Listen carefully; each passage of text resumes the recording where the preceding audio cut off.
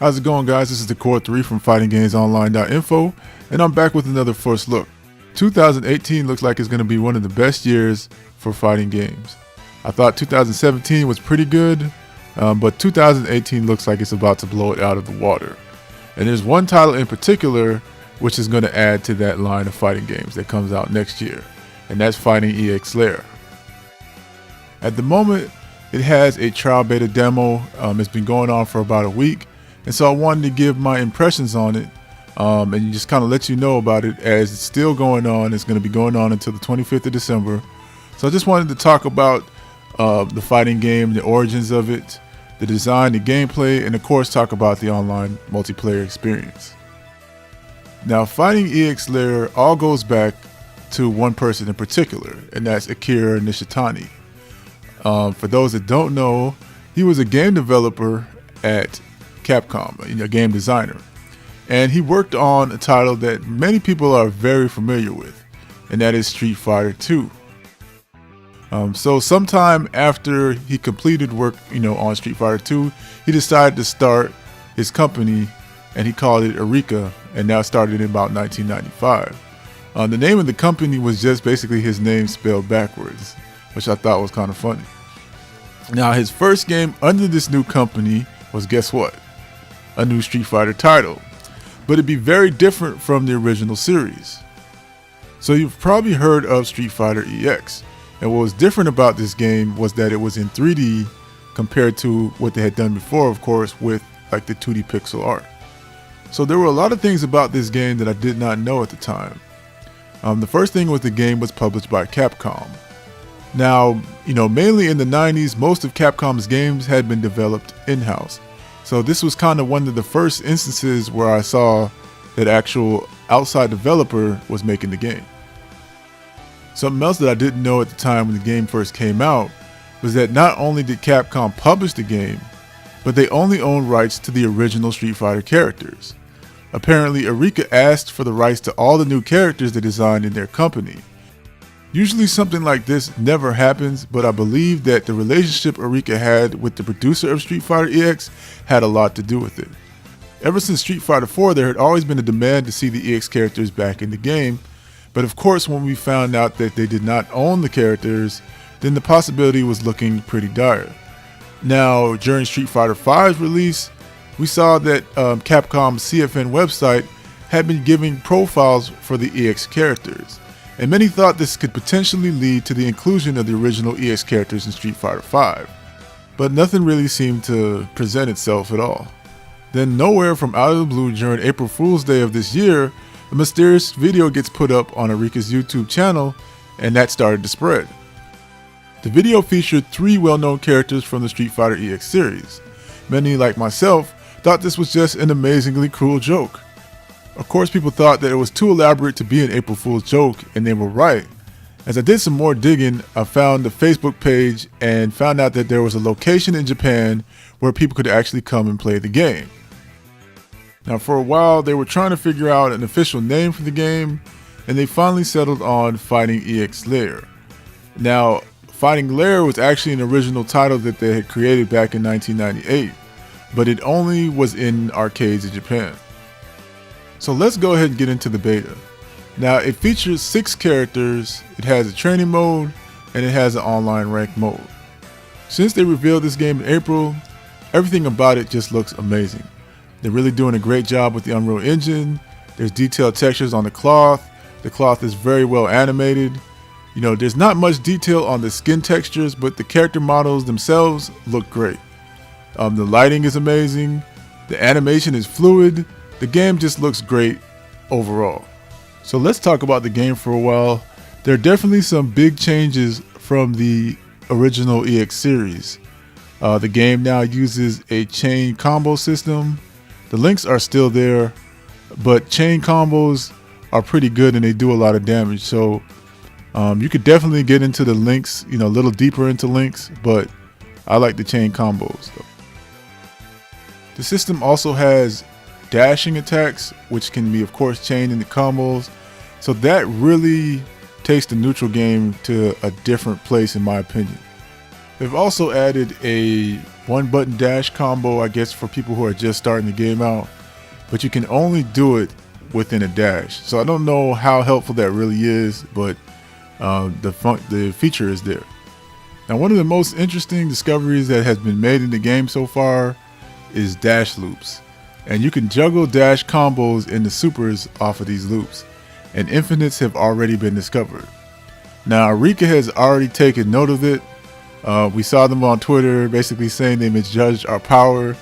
It was pretty funny. From what I gauge, they're gonna end up probably taking these out. But I gotta say, it's pretty fun to do. I enjoy it, but it does a lot of damage. Now, there's just a small detail I just wanted to add about, I guess, the two input modes. You have one mode called progressive, which is once again like kind of for helping newcomers or people who have, issues with execution. It makes the inputs a lot easier to do. But then, of course, you have another mode which is called classic. And that, of course, is just the original inputs, like the dragon punch, motions, and stuff like that. So there is, of course, still one returning mechanic from the Street Fighter EX series, and that's super cancels. It definitely was a fun mechanic in the original series, and it's something that is often brought up when people talk about Street Fighter EX. It just allows you to cancel one super into another super, and you cannot cancel the same super into another super. It has to be a different super. So that's the basics of it. Now, the biggest feature that's probably being developed in this game is the Goji system. And it's probably the meat and the potatoes of fighting EX Layer. You can choose from 5 decks, all of which grant the player 5 special attributes.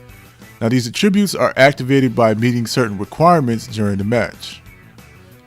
Depending on which attribute you have activated, it will be available for the rest of the match, and some attributes have a one-time use. Now, for each deck, there is one special attribute. So for instance, one of the decks are called Shinobi, and its special attribute makes you invisible when you do a dash.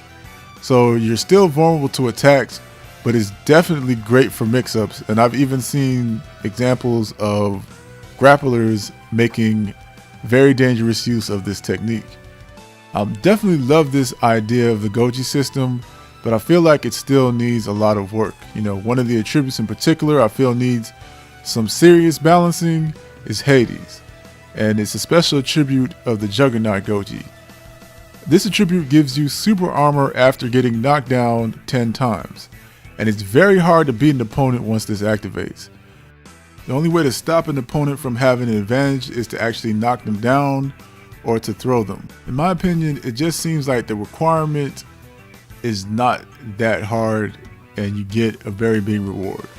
And it can really change the outcome of the match exponentially. With all that being said, I really enjoy what the Goji system has to offer, and I definitely think it's a step in the right direction when it comes to bringing something new and interesting to the table. Akira has said that he's interested in actually having more Goji, but we'll see how that goes. Because these are definitely bringing a lot of craziness to the table.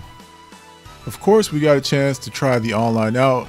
That was kind of the main reason for the beta, was to try the online experience and to kind of gauge, how well it was doing. And I definitely can give you my opinion on what the experience was so far. There was only a matchmaking mode available, and you could also get a request through the training mode. Now, the matchmaking mode was supposed to be ranked match, and it did not really seem to work.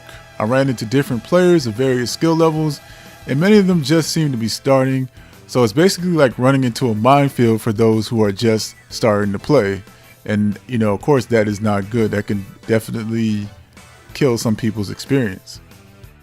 So based on the actual online gameplay, I think that it runs on input delay. Now, they did have latency information, but that was pretty much a toss-up. I tested from about 3 to 5 bars, and I felt like I had the best connections at 4 bars, because sometimes I would go to 5 and I would get a lot of lag spikes. Now, there's no underwater gameplay, but there's definitely a ton of spikes when you get bad connections, and there have been a few drop connections, but I believe there was some bugs that were included in those drop connections. I feel like the experience was good enough that playing online wouldn't be a complete bust, but I don't expect that I'll be trying anything crazy like link combos, as they seem pretty tough to do offline already. So that pretty much sums up my experience with the beta thus far. Things are looking pretty good. I'm thrilled with what they have managed to accomplish, knowing that there's still a lot more as far as returning cast members and that they could potentially be making a return from the EX series. This definitely has me very excited. I think the system mechanics seem to be in place and are pretty enjoyable. I definitely think the Gochi system is going to need some more work, but so far the system is really fun, and I feel like the risks that they've taken have definitely paid off. Now at the moment, Fighting EX Slayer is just a PS4 exclusive, but I definitely think that PC may be a possibility in the future. There's still a full week of gameplay left, so I urge you guys, if you have not tried out this beta, we have put a link in the game description box below, so you can at least put it in your library before you go and download it. I'm definitely glad that we were able to end the year with another first look. Even though I thought this was an amazing year for fighting games, it looks like next year is definitely going to be 10 times bigger than this year. As usual, we will do our best to keep you updated on all the news surrounding fighting games, and I wish you a wonderful holiday and a happy new year.